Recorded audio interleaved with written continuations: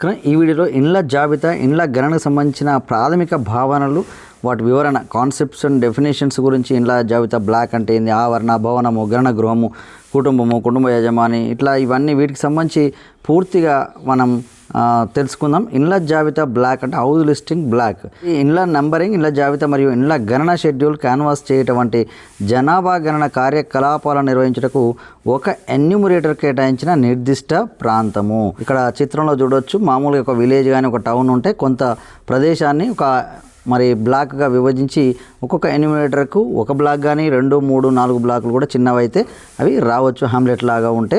Next హెచ్ఎల్బి అంటే గమనించవలసిన అంశాలు. ఇండ్ల గణన బ్లాకు పరిధిలోకి వచ్చే ఏ నిర్మాణం భవనాన్ని వదలకూడదు. ఇండ్ల గణన బ్లాకు సరిహద్దులలో ఉన్న దూరంగా ఉన్న శివారు గ్రామాలు, హామ్లెట్స్ లేదా ప్రధాన జన నివాసములకు దూరంగా ఉన్న భవనములను కవర్ చేయటంలో అత్యంత జాగ్రత్త వహించాలి. జాగ్రత్తలు: ప్రధాన జన నివాసములకు దూరంగా ఉన్న భవనాలు, కుటుంబాలను కవర్ చేస్తున్నప్పుడు వారికి ప్రధాన నివాస ప్రాంతంలో కూడా నివాసం ఉందా లేదా అని నిర్ధారించుకునవలను మరియు వారిని ఒక్కసారి మాత్రమే లెక్కించాలి. ఒకవేళ వారికి 2 చోట్ల నివాసం ఉన్నట్లయితే సంవత్సరంలో ఎక్కువ కాలం సాధారణంగా నివసించే ప్రదేశంలోనే వారిని లెక్కించాలి. ఆవరణ, ప్రిమిసిస్. ఆవరణ అనగా భవనము స్థలముతో సహా మరియు లేక అపార్ట్మెంట్లు, ఫ్లాట్లు, బహుళ అంతస్తుల భవనముల విషయంలో వాటికి అనుబంధంగా ఉన్న ఉమ్మడి స్థలాలు. ఇప్పుడు మీరు చిత్రంలో చూడవచ్చు, ఇది ఒక భవనము, దాని ప్రిమిసిస్. దీనికి ప్రహరీ గోడ కానీ లేదా కంచె కానీ ఉండవచ్చు, లేక ఉండకపోవచ్చు. ఉదాహరణకి ఇక్కడ చూడవచ్చు, ప్రహరీ గోడ లేని ఆవరణ ఉంది, ఇక్కడ ప్రహరీ గోడతో ఉన్న ఆవరణ, సహజ కంచెతో ఉన్న ఆవరణ. ఇది ప్రిమిసెస్ అని అంటాం. నెక్స్ట్ భవనము. క్రింది వాటిలో ఏది భవనము? ఇందులో ఇక్కడ డిఫరెంట్గా ఉన్నాయి. మరి భవనం అంటే ఏంటి చూద్దాం. ఈ కింది వాటిలో ఏది భవనము? టెంపుల్, మాస్క్, చర్చ్ కూడా ఉన్నది. భవనం అంటే సాధారణంగా నేలపై 4 గోడలు మరియు పైకప్పుతో కూడిన ఒక నిర్మాణము. ఒక సాధారణ శరీరం గల వ్యక్తి నివసించడానికి, ఉండడానికి లేదా ప్రవేశించడానికి తగిన సదుపాయం ఉండవలను. మామూలుగా ఇది ప్రవేశం. భవనం అంటే ఒక ఎంట్రన్స్ ఉంటుంది. మామూలుగా చాలా రకాలుగా కూడా మరి పెద్దగా ఒకే ప్రిమిసెస్లో ఒక ప్రహరీ గోడ ఉండి, ఒక ఎంట్రన్స్ ఉండి, ఒక ఇన్స్టిట్యూషన్ కూడా అది ఒక భవనం కిందనే మనం లెక్కించాలి. బహుళ అంతస్తులుగా ఉండవచ్చు. శంకు ఆకారం, గుడిసెల వంటి సాంప్రదాయేతర నిర్మాణాలను కూడా ఇందులో చేర్చుతారు. భవనము ఉపయోగాలు. మామూలుగా భవనం అనేది నివాసం, రెసిడెన్స్, దాన్ని ఎంట్రీ ఆధారంగా మనం ఎక్కువ చూసుకోవాలి. తర్వాత నివాస యోగ్యంగా, కనీసం ఏదైనా ఒక మనిషి ఆకారం అంటే శరీరం ఉన్న మనిషి నివసించడానికి అనుకూలంగా ఉంటే అది మనం భవనంగా తీసుకోవాలి. నివాసములు అంటే సంస్థలు అనగా దుకాణాలు, వ్యాపార గృహాలు, కార్యాలయాలు, ఫ్యాక్టరీలు, వర్క్షాప్లు, వర్క్ షెడ్లు, పాఠశాలలు, ప్రార్థనా స్థలాలు, గోదాములు, స్టోర్లు మొదలైనటువంటి లేదా నివాసము మరియు దుకాణం వంటి కలయిక కాంబినేషన్గా ఉపయోగిస్తూ ఉండవచ్చును. భవనము ఖాళీగా కూడా ఉండవచ్చు. భవనం అనేది నివాసం ఉండొచ్చు, ఖాళీగా ఉండొచ్చు, నివాసము మరియు ఇతర వాడుక కూడా ఉండొచ్చు. మామూలుగా ఇండ్ల జాబితా బ్లాక్, ఆవరణ, భవనం అంటే ఇండ్ల జాబితా బ్లాక్ ఎన్యూమరేటర్ కేటాయించిన నిర్దిష్ట ప్రాంతము. ప్రతి ఎన్యూమరేటర్కు ఒక బ్లాక్ కానీ 2-3 బ్లాకులు కానీ అతను కేటాయించవచ్చు. ఆవరణ అంటే భవనము స్థలముతో సహా మరియు వాటికి అనుబంధంగా ఉన్న ఉమ్మడి స్థలాలు. భవనం నేలపై 4 గోడలు మరియు పైకప్పుతో కూడిన ఒకే నిర్మాణాన్నే మనం భవనం అని అంటాం. గణన గృహం వేరు, భవనం వేరు. ఒక గణన గృహం అంటే భవనము లేదా భవనములోని ఒక భాగము ప్రత్యేక యూనిట్గా గుర్తించబడుతుంది. ప్రత్యేక ప్రవేశ మార్గం తప్పనిసరిగా ఉండాలి. రోడ్డు లేక సాధారణ ప్రవేశ మార్గము, మెట్ల దారి మొదలైనవి ఈ విధంగా ఉండవచ్చు. ఆక్రమింపబడి లేదా ఖాళీగా నివాసంగా కానీ, నివాసేతరంగా కానీ లేదా మిశ్రమ ఉపయోగంగా కూడా ఉండవచ్చు భవనం అనేది. భవనము మరియు గణన గృహాల గుర్తింపు. ఇప్పుడు చూడండి, ఒక భవనం ఉంది, ఇక్కడ ఒక గణన గృహం కూడా ఉంది ఫస్ట్ పిక్చర్లో. నెక్స్ట్ ఒక భవనము 2 గణన గృహాలు ఉంటాయి, 2 ప్రవేశాలు ఉండాలి. మామూలుగా అక్కడ నివసించడానికి అనుకూలంగా ఉన్నాయి కాబట్టి 2 గణన గృహాలు అంటే ప్రవేశం, ఎంట్రీ కూడా వేరుగా ఉండాలి. ఇక్కడ కూడా ఒకటే భవనము 4 గణన గృహాలు ఉన్నాయి. భవనానికేమో 3 డిజిట్స్ ఉంటుంది.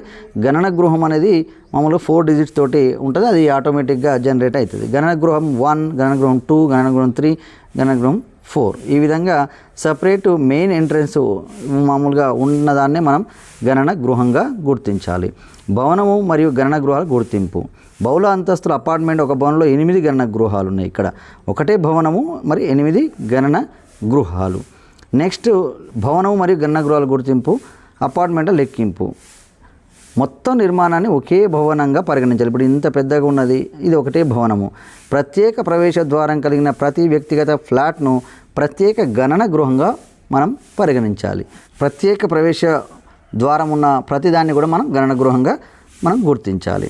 కొన్నిసార్లు స్థానిక సంస్థలు ఫ్లాట్లకు ప్రత్యేక భవన సంఖ్యలు కేటాయించి వాటిని వేర్వేరు భవనాలుగా ఇప్పటికే పరిగణించి ఉండవచ్చు. అలాంటి పరిస్థితుల్లో మళ్ళీ నెంబర్ మార్చాల్సిన అవసరం లేకుండా ప్రతి ఫ్లాట్ను ఒక ప్రత్యేక భవనంగా పరిగణించవచ్చు. అంటే 8 భవనాలు, 8 గణన గృహాలు. మామూలుగా కొన్ని పరిస్థితుల్లో ఇప్పుడు కేసు ఏ మనం చూసినాం, మొత్తాన్ని ఒకే భవనంగా కూడా చూసినాం, ఒక భవనం 8 గణన గృహాలు. కొన్నిసార్లు స్థానిక సంస్థలు అంటే మున్సిపాలిటీ కానీ మా గ్రామ పంచాయతీలో కానీ వేర్వేరు భవనాలుగా ఇప్పటికే అంటే ఆడ నెంబర్ సపరేట్గా ఇచ్చి ఉన్నప్పుడు అలాంటి పరిస్థితుల్లో మళ్ళీ నెంబర్లు మార్చాల్సిన అవసరం లేకుండా ప్రతి ఫ్లాట్ను ఒక ప్రత్యేక భవనంగా కూడా మనం పరిగణించవచ్చు. కుటుంబం అంటే ఒక ఇంట్లో ఉండి ఒక ఇంట్లో తిండి ఒక ఇంట్లో పడుకునే వాళ్ళను మనం కుటుంబం అంటాం. ఇంటి మనిషి కుటుంబంలో భాగమా, చదువుల కోసం అద్దె ఇంటిలో కలిసి ఉంటున్న ఇద్దరు స్నేహితులు ఒక కుటుంబంగా పరిగణించబడతారా, జైల్లో ఉన్న వ్యక్తులు కుటుంబంలో భాగమవుతారా, ఇవన్నీ మామూలుగా మనకు వచ్చే డౌట్స్. అసలు కుటుంబం అంటే బంధుత్వం కలిగిన లేక బంధుత్వం లేని వ్యక్తుల సమూహం. సాధారణంగా కలిసి నివసించేవారు ఒకే వంటగది నుండి ఆహారం తీసుకుంటే అది ఒక కుటుంబంగా పరిగణించబడుతుంది. భవనం అనేది ఒక ప్రెమిసెస్లో ఒక దగ్గర ఉండేదాన్ని పూర్తిగా భవనం ఉంటుంది. తర్వాత గణన గృహం అనేదేమో ప్రవేశ ద్వారము, తర్వాత నివసించడానికి వీలుగా ఉన్నదాన్ని ఏమో గణన గృహంగా తీసుకోవాలి. అలాగే కుటుంబం అనేది మాత్రం వంటగది ఆధారంగా మనం కుటుంబాన్ని గుర్తించాలి. ఒక కుటుంబాన్ని గుర్తించడంలో ఒకే వంటగది ప్రధాన ఆధారంగా ఉంటుంది. కుటుంబం మినహాయింపులు. ఒక కుటుంబంలో ఒకరు లేదా అంతకంటే ఎక్కువ మంది సభ్యులు ఉండొచ్చు. కలిసి నివసిస్తున్నప్పటికీ ఒకే వంటగది నుండి ఆహారం తీసుకొని ప్రతి బంధుత్వం లేని వ్యక్తులను వేర్వేరు కుటుంబంగా పరిగణించాలి. పని అవసరాల కారణంగా ఒకే వంటగది ఉపయోగించకపోయినా కలిసి నివసిస్తున్న బంధుత్వం ఉన్న వ్యక్తులు లేదా కుటుంబ సభ్యులు ఒకే కుటుంబంగా పరిగణించబడతారు. ఇక్కడ ఒకే వంటగది లేకపోయినా ఒకే దగ్గర కలిసి నివసిస్తూ ఒక బంధుత్వం రిలేషన్ ఉండి వాళ్ళు సరే వేరే ప్రాంతంలో తినొచ్చినా మరొక దగ్గరే ఉండడం, అలాంటి వాళ్ళందరినీ కూడా ఒక కుటుంబంగా కూడా మనం అక్కడ పరిస్థితుల అనుగుణంగా మనం నిర్ణయం తీసుకోవాలి. కుటుంబం రకాలు మామూలు కుటుంబాలు ఉంటాయి, సంస్థాగత కుటుంబాలు ఉంటాయి, ఇల్లు లేని కుటుంబాలు. మామూలు కుటుంబం అంటే ఏంది? సాధారణంగా కలిసి నివసిస్తూ ఒకే వంటగదిలో తయారు చేసిన ఆహారం తీసుకునే వ్యక్తుల సమూహము. బంధుత్వం ఉన్నా లేకపోయినా లేదా మిశ్రమము. భార్య మరియు భర్త లేక బంధుత్వం కలిగిన కొంతమంది వ్యక్తులు కలిసి నివసిస్తూ కొన్ని కారణాల వలన భోజనం బయట నుండి తెప్పించుకుంటున్నాను వారిని ఒక మామూలు కుటుంబంగానే మనం పరిగణించాలి. సంస్థాగత కుటుంబం. ఒక సంస్థలో కలిసి నివసిస్తూ ఒకే వంటగదిలో తయారు చేసిన ఆహారం తీసుకునే బంధుత్వం లేని వ్యక్తుల సమూహం. ఉదాహరణకు హాస్టల్స్, బోర్డింగ్ హౌజులు, జైళ్ళు, ఆశ్రమాలు, మెస్సులు, ఇవన్నీ కూడా సంస్థాగత కుటుంబం కిందకి వస్తాయి. వాళ్ళందరూ కూడా ఒక దగ్గరే తింటారు, కానీ వాళ్ళు ఎక్కడెక్కడ ప్రాంతం నుంచో వచ్చి మామూలుగా ఒకటే వంట అనేది కూడా హాస్టల్స్లో మనకు తెలుసు. అలాంటి వాటిని మాత్రమే మనం సంస్థాగత కుటుంబంగా పరిగణించాలి. ఏదైనా సంస్థలో నివసించే వ్యక్తులు ఒకే వంటగది నుండి వండిన భోజనం పంచుకోకపోతే అటువంటి ప్రతి వ్యక్తిని ప్రత్యేక మామూలు కుటుంబంగా పరిగణించాలి. వార్డెన్లు మరియు ఫ్యూన్లు వేర్వేరు గణన గృహాల్లో నివసిస్తూ వేర్వేరు వంట చేసుకున్నట్లయితే వారి కుటుంబాలను ప్రత్యేక మామూలు కుటుంబాలుగా పరిగణించాలి. కొంతమంది వార్డెన్లు వాళ్ళు ఇందులో తినకుండా సపరేట్గా వాళ్ళకు ఫ్యామిలీ ఉంటుంది, వాళ్ళు వండింది తినడం అనేది చేసినప్పుడు, అలాగే వంట వాళ్ళు కూడా అలా ఉన్నప్పుడు మాత్రం వాళ్ళకు సపరేట్ గణన గృహంగా మనం తీసుకోవాలి. లేకపోతే అందరూ ఒక దగ్గరనే తింటారు అన్నప్పుడు అది సంస్థాగత కుటుంబంగా ఒకేసారి అది ఒకటే గణన గృహంగా తీసుకోవాలి. అంటే సంస్థాగత ఫ్యామిలీగా మామూలుగా తీసుకోవాలి. పేయింగ్ గెస్ట్ వసతిని వర్గీకరించడం. సేవలు అందించేవారు యజమాని నివాసం, భోజనం మరియు ఇతర సౌకర్యాల కోసం స్థిరమైన నెలవారీ రుసుమును పొందుతారు. పేయింగ్ గెస్ట్ అంటే మామూలుగా మనం హాస్టల్లో ముందుగానే డబ్బులు చెల్లిస్తాము, అటు రూముకు కానీ తర్వాత వంటకు కానీ భోజనానికి కానీ. అలాంటి వాళ్ళను అలా రిజిస్టర్ అయితే వాళ్ళందరూ సంస్థాగత కుటుంబంలోకి వస్తారు.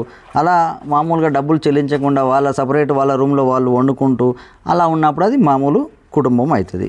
ఇక్కడ ఉమ్మడి వంటగది లేకపోతే ఏదైనా సంస్థలో వచ్చే వ్యక్తులు ఒకే వంటగది నుండి భోజనం పంచుకోకపోతే అటువంటి ప్రతి వ్యక్తిని కూడా మరి మామూలు కుటుంబంగానే మనం పరిగణించాలి. నెక్స్ట్, ఇల్లు లేని కుటుంబం. ఏ కుటుంబం వాళ్ళైతే భవనాలలోనూ లేదా గణన గృహాల్లోనూ నివసించారో అట్టి కుటుంబాలను ఇల్లు లేని కుటుంబాలు అంటాం.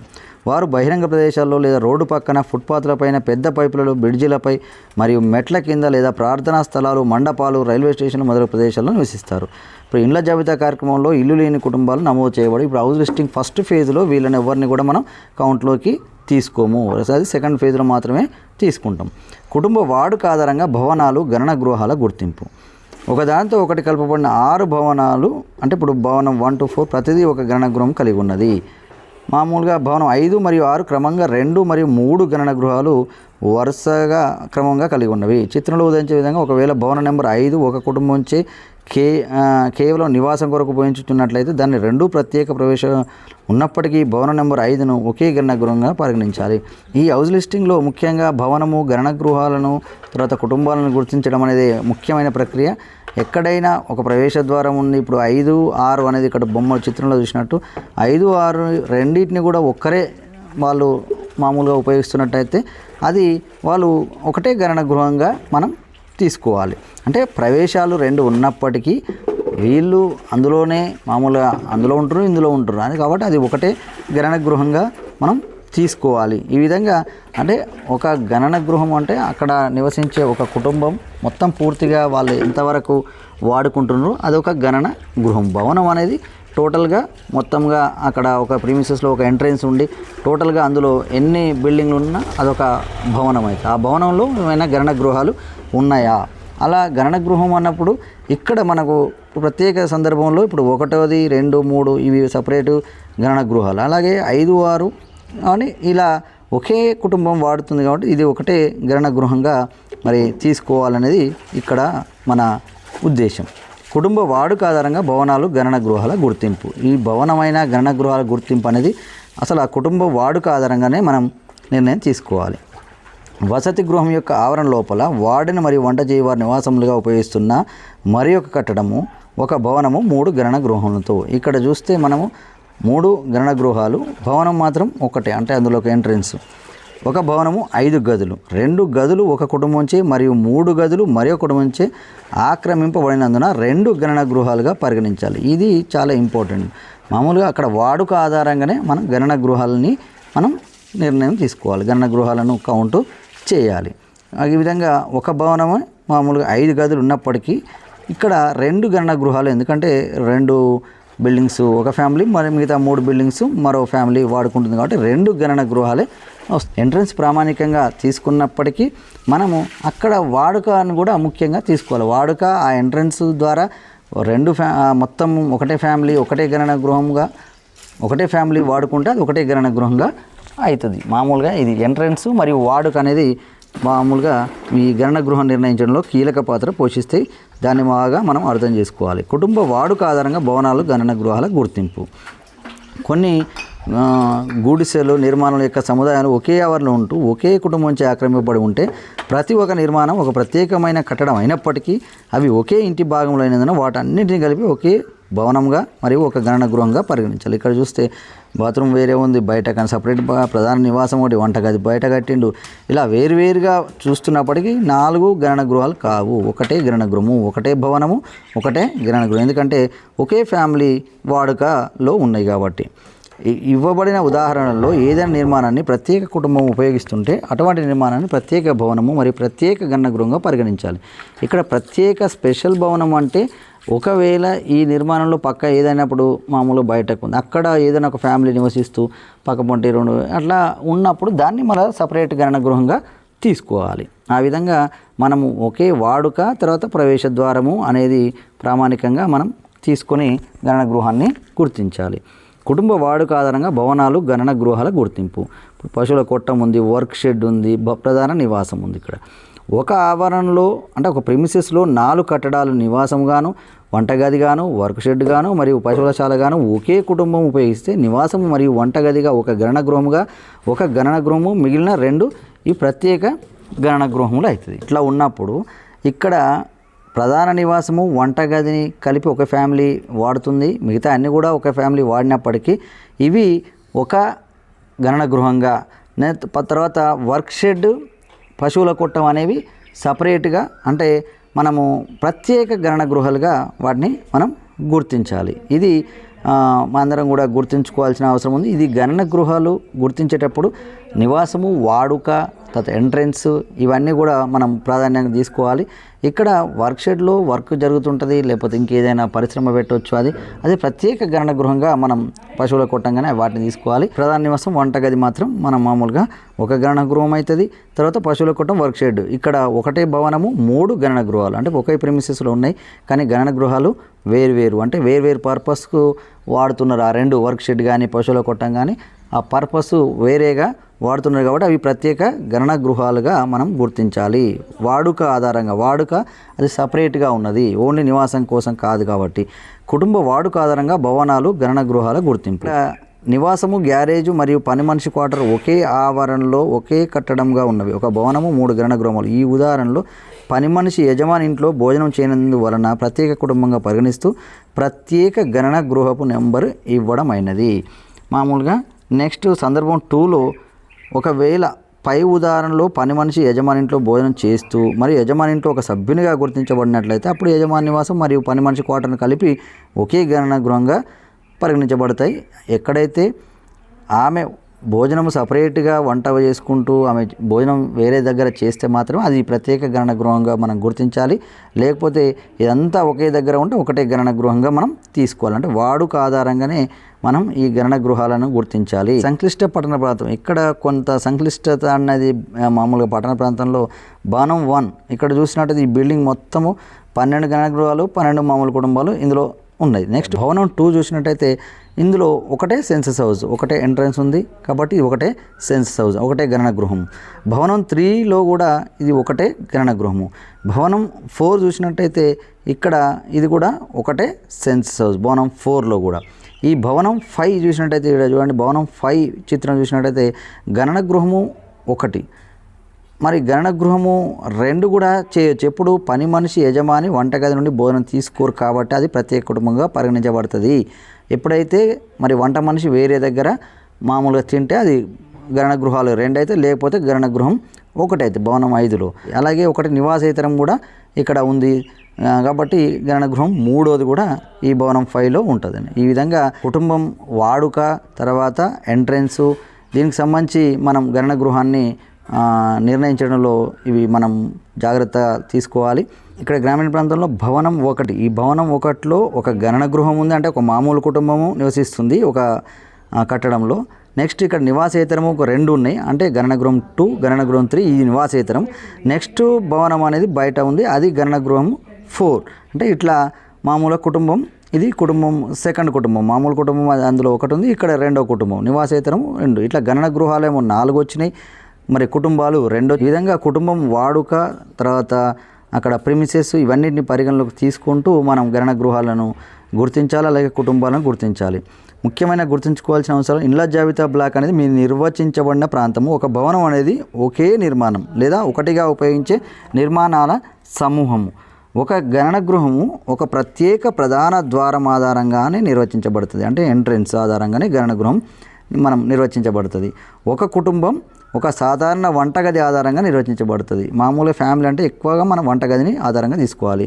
మామూలుగా కొన్ని సంక్లిష్ట కేసులను పరిష్కరించడానికి స్థానిక అధికారులు ఉపయోగించే ఏకత్వాన్ని మరియు వారిచే కేటాయించబడిన నెంబర్లను కూడా పరిగణలోకి తీసుకోవాలి. కొన్నిసార్లు క్లిష్టంగా ఉంటే అక్కడ లోకల్ అంటే మామూలుగా మున్సిపాలిటీ కానీ గ్రామ పంచాయతీ కానీ అక్కడ వాళ్ళు తీసుకున్న నిర్ణయాలు సపరేట్గా భవన నెంబర్లు, దీని ఇది వేరే అది వేరే భవనం అన్నప్పుడు దాన్ని కూడా మనం పరిగణలోకి తీసుకోవాలి. ఇవి ముఖ్యమైన అంశాలు. మరిన్ని అంశాలను నెక్స్ట్ వీడియోలో చెప్దాం.